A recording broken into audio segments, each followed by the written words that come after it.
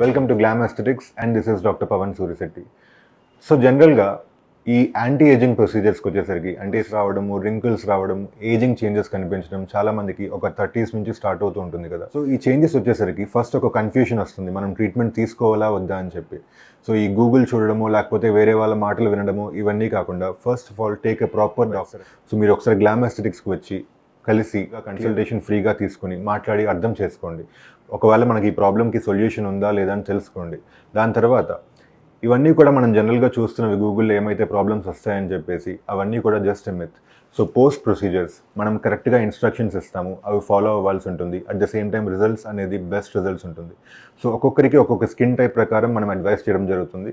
So దాని ప్రకారం మీరు కరెక్ట్గా ట్రీట్మెంట్ తీసుకుంటే you always get the best result and the satisfactory once. Thank you.